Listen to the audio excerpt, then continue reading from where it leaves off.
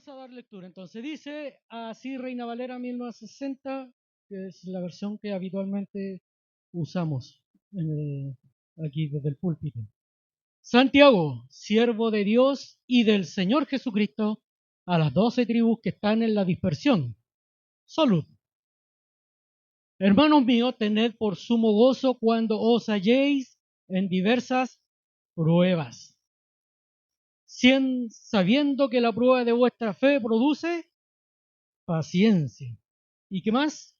Mas tenga la paciencia su obra completa para que seáis, atentos con esa palabra, perfectos y cabales, sin que os falte cosa alguna.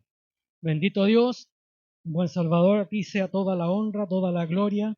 Gracias, Señor, por este tiempo que tú nos das para poder, Señor, reunirnos en torno a tu palabra para ser edificados por ella, Señor.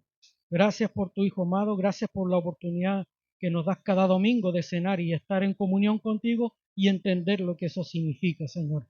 Gracias, bendito Dios, por tu iglesia, la cual tú has comprado con un alto precio, Señor, la sangre derramada en la cruz. Gracias por tu redención. A ti sea la honra, la gloria y la alabanza, y rogamos, Padre bendito, que sea tu palabra la que esté siendo expuesta en nuestras vidas y nos esté animando, Señor, a tener una actitud diferente a la que llevamos habitualmente, Señor, para honrarte a ti y glorificarte a ti, Señor, nuestro Salvador. Amén. Amén. Bien, Santiago, la carta de Santiago no es fácil de determinar el tema en su conjunto. Así que a esta serie yo le voy a poner aquí una vida consecuente con la fe que se profesa. Así va a ser toda la tónica de esta serie. Nuestra fe tiene que ser consecuente o alineada con aquello que creemos. Si nosotros decimos que creemos A, pero actuamos de tal manera B, no somos consecuentes. Y nuestra fe es falsa. Así que vamos a ir tratando este tema. Y hoy día vamos a tratar una fe puesta a prueba. Perfecto.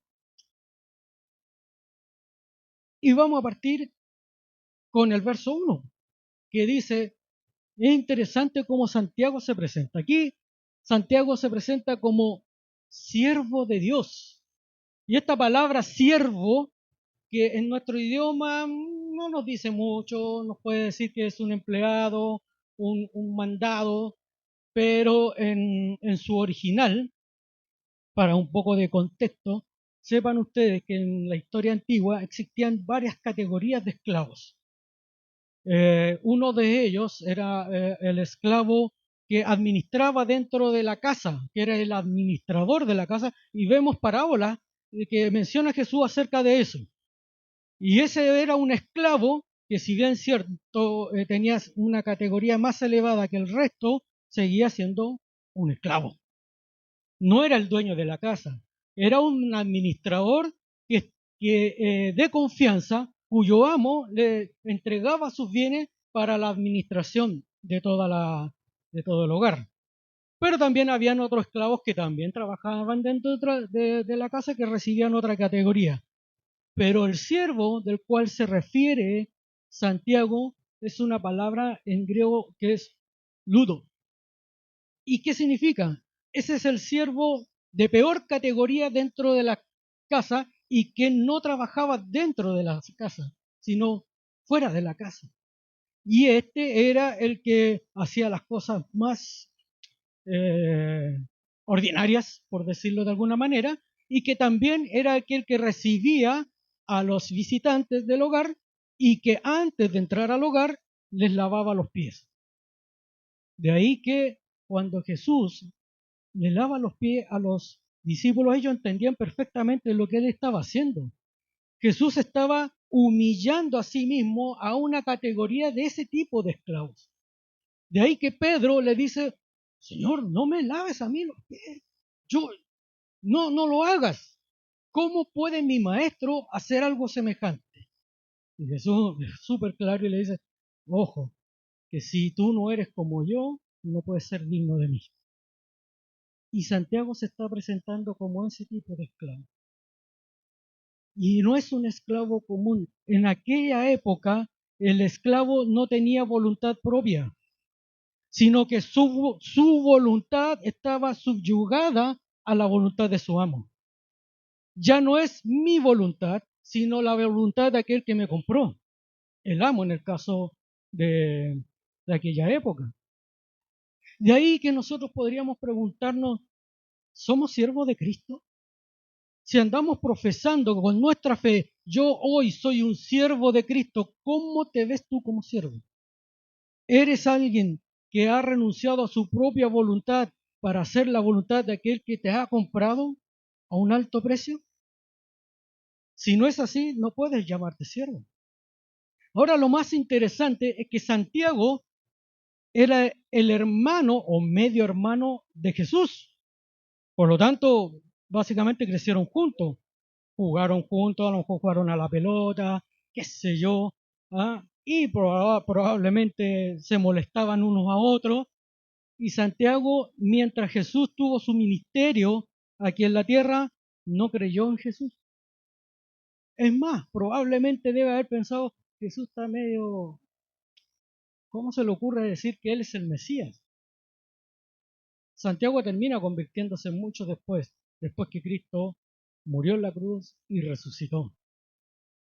Así que interesante darnos cuenta ahí de cómo Él se presenta. Ahora ya no se presenta como el hermano de Jesús, tampoco se presenta como un opositor a Jesús, tampoco se presenta como un igual a Jesús, sino que ahora se presenta como un siervo, un esclavo.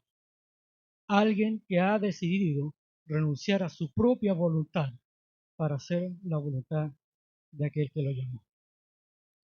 Santiago llegó a ser el pastor de Jerusalén y fue el primero en presidir, o no el primero, sino, fue quien presidió el primer concilio de nuestra historia dentro de la iglesia, que es el concilio de Jerusalén.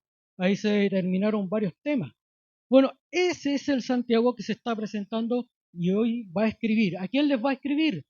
A las 12 tribus dispersas que están en la diáspora, en la dispersión. No voy a entrar en ese detalle, ustedes hagan su trabajo, pero acá hay posturas diferentes y yo me caso con la postura de que esta está dirigida a todos los creyentes, todos los cristianos, tanto judíos como gentiles, que sean dispersados por todo el imperio. Y esta dispersión se dio después de la primera persecución en Jerusalén. Ustedes deben saber, deben recordar que Saulo de Tarso, fue el primer gran perseguidor de la iglesia. Y producto de esa persecución, los que estaban comoditos en Jerusalén decían, no, aquí estamos bien, ¿para qué nos vamos a ir para Grecia? ¿Para qué nos vamos a ir a otro lado? Si acá estamos súper bien. Bueno, el Evangelio no es para quedarte en tu casa cómodo. El Evangelio es para anunciarlo afuera y llevarlo a todo lugar. Así que Dios permite una persecución, ¿para qué? Para que los que estaban comoditos salieran de ahí y se esparcieran. A esa gente, a ese grupo, le está escribiendo Santiago. ¿Y qué les dice? Les dice, hermanos míos, tened por sumo gozo. Cualquiera, ¿al gozo cuándo? ¿Cuándo debo estar alegre? ¿Cuándo debo estar gozoso? Y la carita llena de risa. Cuando me veo en diversas pruebas. A ver, momento, Santiago, ¿qué eres? ¿Masoquista? ¿Ah? ¿Tú estás diciendo que mientras yo sufra o esté pasando por una situación adversa, complicada, yo debo gozarme? ¿Qué produce eso? ¿Por qué alguna finalidad debe traer esas diversas pruebas? Claro que sí, vos. Produce paciencia, nos hace perfectos y cabales. Y vamos a ir viendo un poco eso. Es notorio, hermanos queridos, de que nunca en el Evangelio se nos dijo que el caminar cristiano era fácil. Si alguna vez te dijeron, venga aquí y sea próspero, o si alguna vez le dijeron, venga a esta iglesia para que pare de sufrir, se equivocaron. Ahí le mintieron. Le mintieron en su cara, porque el Evangelio nunca se nos prometió un camino fácil. Tampoco se nos da a escoger si queremos pasar la prueba, no. Santiago nos está diciendo, si llegaran a pasar alguna prueba, no. Santiago está diciendo, van a pasar la prueba. Van a venir pruebas. Téngalo por seguro. La pregunta es, ¿qué actitud vas a tener frente a esa prueba? Si es el punto.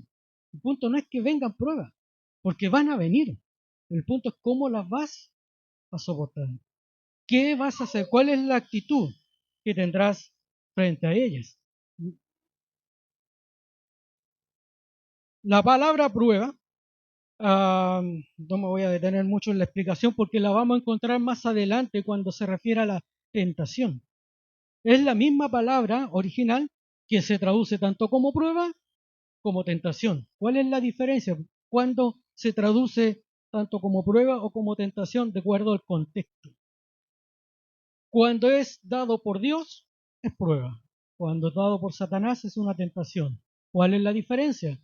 La prueba dada por Dios está diseñada para llevarte a una madurez, para formar el carácter de Cristo en tu vida.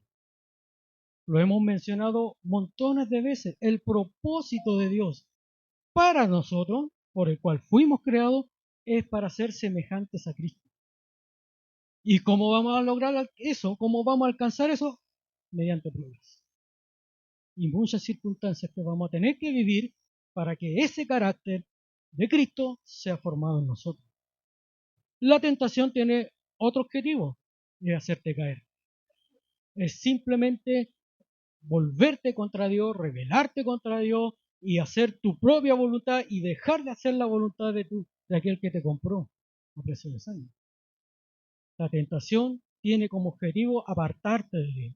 Entonces, si estás pasando por una prueba determinada, observa, esta prueba que estoy viviendo me aparta de Dios, está siendo tentado por Satanás.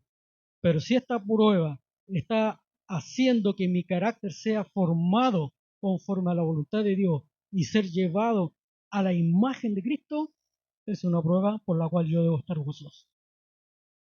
Y ahí es donde tú tienes que ver cómo vas a soportar esa prueba. ¿Ya?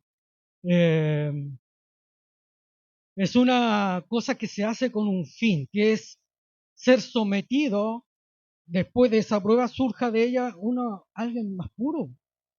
Tu carácter es forjado en medio de esas circunstancias. A modo personal me han pasado muchísimas cosas durante años que yo no entendía esto hasta cuando lo entendí y cuando empezaron a pasar, ok, yo ya estoy aquí. ¿Y qué quieres hacer conmigo? ¿Cómo debo yo reaccionar frente a esta situación? Frente a estas circunstancias. ¿Debo renegar contra ti? Bueno, eso lo vamos a ver un poco más. ¿Y qué es lo que va a producir? Si logro pasar esta prueba, paciencia. ¿Qué significa paciencia? A veces la palabra tampoco nos ayuda mucho porque nuestro concepto actual a veces se confunde con la resignación. La paciencia no es resignación, ¿ya? Es una constancia, es firmeza, es esperar pacientemente, es estar firme en una situación donde sabes que esto te va a llevar a buen puerto.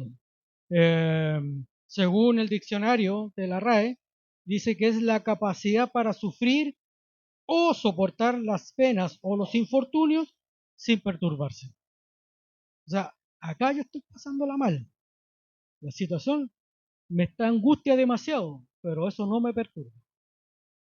Eso me mantiene firme, me mantiene estoico, por decirlo de alguna manera.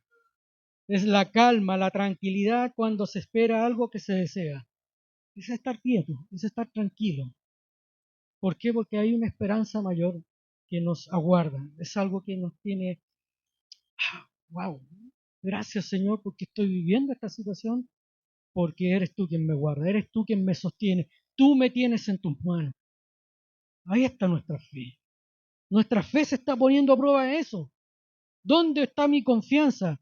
¿En mis propias prudencias, como lo hablábamos, creo que en la predicación anterior? ¿O confiando en el Señor? No es simplemente una actitud de soportar las cosas, sino la habilidad de transformarlas en grandes y en gloriosas. Eso es la paciencia. La paciencia es la habilidad de transformar las cosas adversas en cosas grandes. Entonces, cuando viene la prueba, cuando viene esa situación, gózate, gózate, porque cuando hayas superado esa prueba, algo se va a producir en ti, que es la paciencia. Y si ustedes han ido a Gálatas, capítulo 5, y leen ahí la lista de el fruto del Espíritu, uno de ellos es paciencia.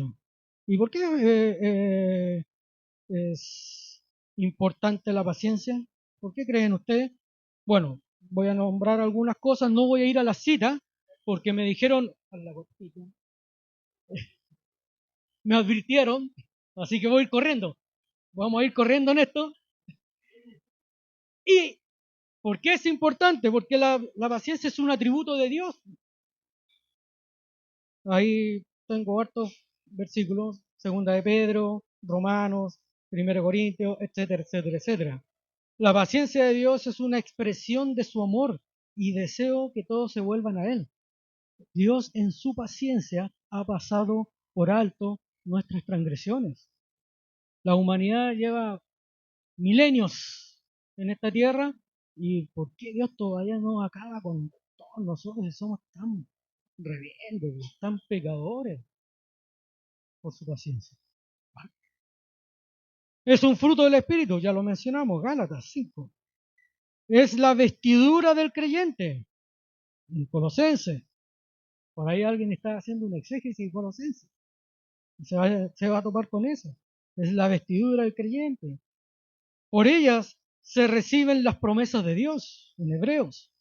Necesarias para hacer la voluntad de Dios, también está en Hebreos. Caracteriza a los verdaderos cristianos.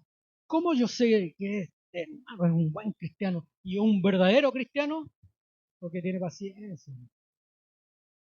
Hay hermanos que de repente, pero ahí se pone a prueba la paciencia. ¿Qué tanto ha sido forjado en ellos? ¿Qué tanto ha sido forjado en ellos? Caracteriza a los verdaderos cristianos, según Apocalipsis, en todo Apocalipsis en realidad. Cristo, nuestro mayor ejemplo de paciencia. Un cristiano que no tiene paciencia no puede caminar con Dios.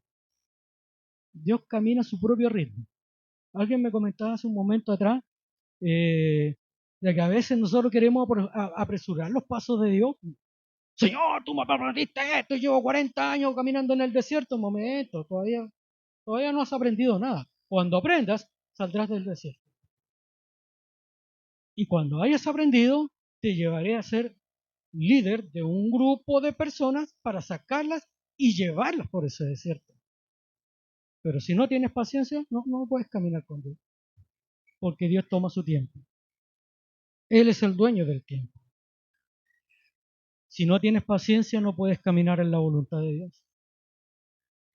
Podemos decir, perdonen la expresión, a rajatabla, yo quiero hacer la voluntad de Dios. ¿Sí? ¿Eres paciente? No, me cuesta. No puedes hacer la voluntad de Dios si no eres paciente. ¿Con qué actitud entonces vamos a enfrentar las pruebas? A ver, tal vez nos identifiquemos con alguna de ellas. Yo noté con las cuales yo me identifiqué, porque después de largos procesos, sí, me equivoqué muchas veces y tenía que repetir la prueba. Quien va a la universidad, quien va al colegio y le hacen una prueba, si repite, ¿qué pasa? Tiene que volver a hacer todo de nuevo. ¿Cuándo avanza? Cuando pasa la prueba. No hay otra forma. Entonces podemos simplemente tener una actitud de rebeldía con una actitud de desafío. Voy a dar la cita nomás, no las vamos a buscar porque tengo que correr. Hebreos 12:5. Podemos rebelarnos contra Dios, decir y tener una actitud, Señor, ¿por qué esto a mí? Yo no me merezco esto. Yo todos los domingos voy a la iglesia, voy a todos los estudios, voy a todos los seminarios y me pasan estas cosas. Cuando yo tengo esa actitud, next, vuelve a pasar la prueba. Vuelve a pasar la prueba. Podemos desalentarnos o ceder bajo la presión. También está ahí en Hebreos, capítulo 12. Muchas veces también tenemos esa actitud. Primero, al principio puede que nos rebelemos y reclamemos contra Dios, Señor, ¿por qué me pasan estas cosas? Hace unos días alguien vivió una situación bastante desagradable y muchos de nosotros la hemos vivido. La delincuencia desatada, qué sé yo, la hemos vivido y ustedes saben de eso. No tengo para qué repetírselos. La pregunta es, ¿qué hacemos?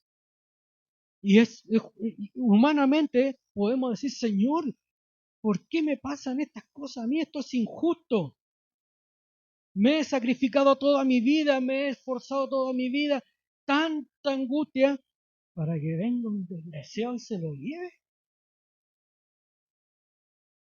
Esa es una actitud posible de cómo enfrentar una prueba. La siguiente es desalentarnos. Cuando vuelve a pasar, nos desalentamos otra vez la cuestión.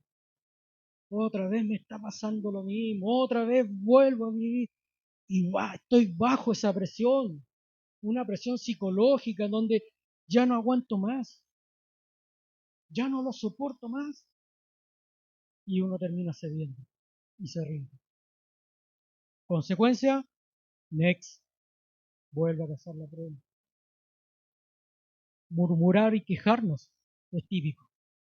Hablar mal de Dios es muy típico de aquel que está viviendo en situaciones extremas. Lo digo por experiencia propia, porque bajo ciertas circunstancias que he vivido en mi vida, alguien me sugirió decir, oye, reclámale a Dios, ¿por qué te pasan estas cosas? Tú que vas a la iglesia y etcétera, y me dio todo un currículum. Y dije, oh, bacán, soy apóstol. Con este currículum que me dio, soy apóstol. Pero comenzó a murmurar contra Dios. ¿Por qué Dios permite esas cosas en tu vida? Si tú no le haces mal a nadie. Y esa es una actitud también que nosotros cometemos. Fallamos en eso. También cometemos ese error. También podemos revolcarnos en nuestra autocompasión. ¿Cuántos de nosotros hemos dicho, oh, es que así soy yo, todo me pasa a mí, porque yo, y yo, y yo, y el yo?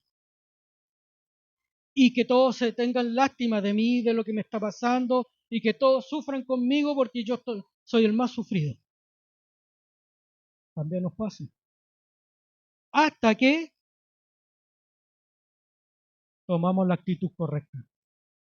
Porque cuando pasamos eso, next, otra vez vamos a pasar la prueba. ¿Hasta cuándo? Hasta cuando tengamos una actitud correcta, como aparece en Hebreos 12:11, que podemos ser ejercitados en las dificultades de la vida. He aprendido que cada prueba que nosotros sufrimos, padecemos y que son enviadas de Dios es un ejercicio para enfrentar las dificultades, un ejercicio para desarrollar el carácter, un ejercicio para parecerme más a Cristo. Porque mi propósito aquí en la tierra no es ser apóstol, ni profeta, ni el título que se le venga en mente, sino es parecerme más a Cristo. Y mi oración es esa, Señor, cada día quiero parecerme más a ti, para que tu nombre sea exaltado, para que tú seas glorificado, para que las personas que vean mi vida puedan glorificarte a ti, no a mí, sino a ti, por lo que tú has hecho en mí. Y eso producto de la prueba. Es así como nosotros vamos avanzando. La actitud del cristiano tiene que ser de la mejor manera. No es un mero aguantar, no es solamente estar ahí bajo presión, sino en mantenerse firme, firme, confiado en que esa prueba es necesaria para que nuestro carácter sea ejercitado, para que nuestra paciencia sea ejercitada, para que nuestra vida sea perfeccionada en la voluntad de nuestro Dios. No es solamente apretar los dientes, crujir los dientes. Si hacemos eso y nos resignamos, no hemos alcanzado aún la actitud que se requiere para seguir avanzando en el Señor. ¿Cuáles son las consecuencias? Volvamos al verso 2 al 4. Hermano mío, tener por sumo gozo cuando vienen diversas pruebas. Avancemos, sabiendo que la prueba de vuestra fe produce paciencia. 3 cosas son las que van a producir una vez que hayamos pasado este ciclo. Si no lo paso, next, lo vas a repetir. ¿Volviste a equivocarte? Vas a volver a repetir. No sabemos cuántas veces vas a volver a repetir hasta que tomes la actitud correcta frente a la prueba. Y cuando hayas pasado la prueba, 3 cosas grandiosas vendrán en tu vida. Número 1, ¿qué es lo que hace? Produce paciencia. ¿Ya? Y eso ya lo acabamos de ver. Es estar firme, es esperar con determinación, es saber tener espera prudentemente. ¿Qué nos hace también? Nos hace perfecto. Consecuencia de saber esperar bien, de soportar la prueba y de pasar la prueba, es que nos hará perfecto. El jueves hablábamos sobre precisamente esta palabra. ¿Por qué? Porque en nuestro idioma, en nuestra cultura, hablar de perfección, no, hermano, aquí nadie es perfecto. No, hermano, ¿cómo se te ocurre? Los ángeles son perfectos, los santos son perfectos. Pero les aseguro, queridos hermanos, Dios jamás te va a pedir algo, que hagas algo, si Él no te da las herramientas para hacerlo. Jamás te va a pedir que hagas algo si primero Él no te lo ha enseñado a hacer. Y si te dice que vamos a ser perfectos, mi pregunta es, ¿a qué se refiere con eso? ¿Ya? Entonces, la palabra en sí es correcta, la traducción, solo que no nos ayuda mucho, ya que tenemos este enredo cultural acerca de la perfección. Entonces se refiere en el sentido a hacerla idónea, ¿ya? O sea, ideal y capaz de realizar la tarea para la cual hemos venido al mundo. Es decir, nos capacita para tener esa, llamemos la complejidad de poder realizar esas tareas por las cuales hemos venido. Si enfrentamos las dificultades con una actitud correcta, nos estaremos capacitando para la labor por la cual Dios nos ha llamado. Dicho en palabras simples, la palabra perfecta bien se podría traducir como madurez. Primera consecuencia de pasar la prueba es hacerte un cristiano maduro. Nosotros hablamos de crecimiento espiritual. No, cuando hablamos de crecimiento tenemos que incluir la madurez espiritual. Porque si llevo 20, 30 años todavía tomando lechecita, algo no está fallando, algo está fallando. Hay algo que no anda bien, porque tenemos que madurar, tenemos que crecer. Y a eso apunta esta palabra, ser maduros. Número 2, o tercero, nos hace completo. ¿Qué quiere decir completo? ¿Significa que aquí en la tierra vamos a estar la hora completa, cerrada? No. ¿Qué dice la Escritura? Que lo que el Señor comenzó en cada uno de nosotros, Él lo va a perfeccionar ¿cuándo? Hasta cuando Él venga. Entonces, ¿qué quiere decir con completo entonces? Quiere decir que es íntegro. Algo que debiera caracterizar a un creyente es la integridad. En un creyente no puede haber corrupción. En un creyente no puede haber mentiras. En un creyente no puede haber amiguismos. Con unos sí, con otros no. Debe ser íntegro en toda su manera de vivir.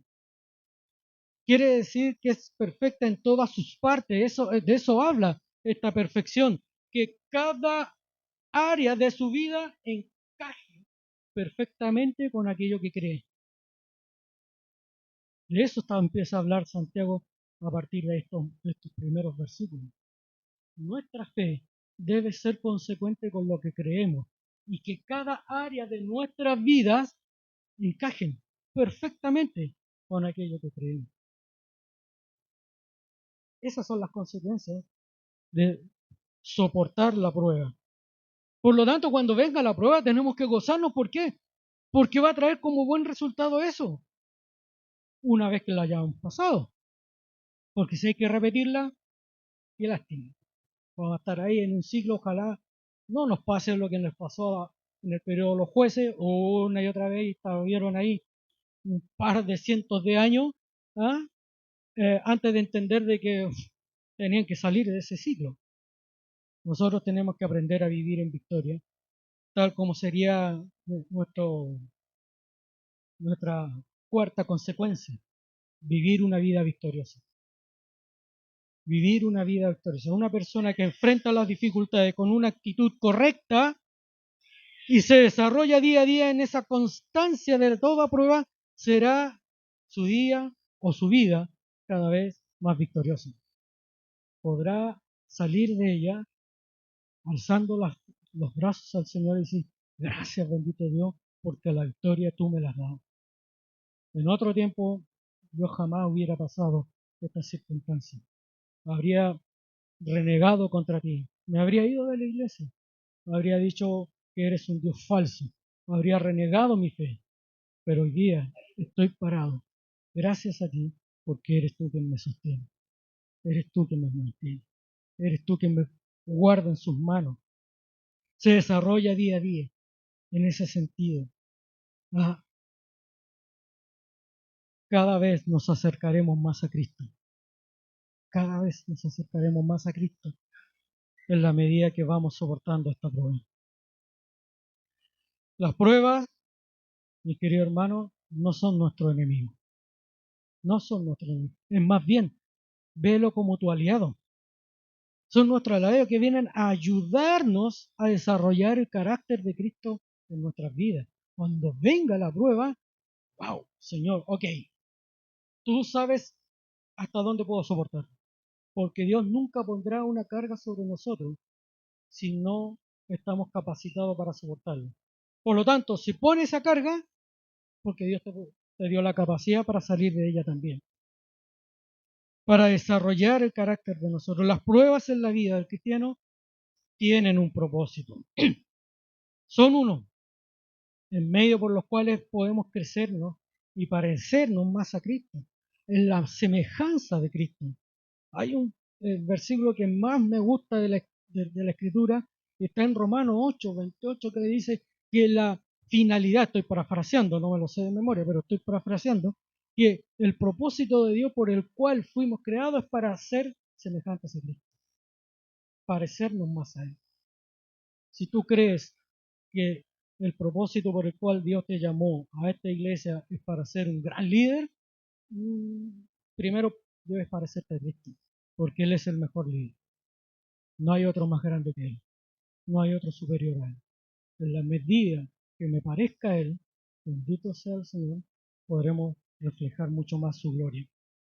Así que eso, mi querido hermano, pasajes para que ustedes lo tomen en cuenta, Romanos 5, del 3 al 5, 1 de Pedro 1 y Mateo 5, entre paréntesis, hay una tremenda similitud entre el Sermón del Monte y esta carta. Y es curioso que haya tremendas similitudes porque de alguna manera Santiago está diciendo, ok, ¿se acuerdan del Sermón del Monte? Yo estuve ahí. Ojo, que yo estuve ahí. Escuché el sermón perfectamente. Ahora, ¿cómo lo aplico? Bueno, esta carta apunta a eso. El Sermón del Monte es algo práctico. Es algo que podríamos vivir. Es algo que debemos vivir. Y Santiago nos va a decir cómo. Gracias, Señor, por este tiempo. Gracias por el tiempo que me diste, Padre.